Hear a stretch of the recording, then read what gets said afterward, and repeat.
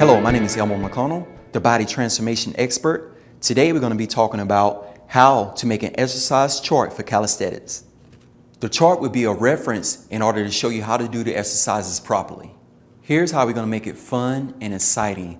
The best way to do this is to take pictures of yourself performing body weight exercises. When you take a picture of yourself performing a push-up, a squat, a lunge, anything that requires you to use no weight unless it's your body weight, then from there you're going to use a collage application through iPhone. The application name is DipPic.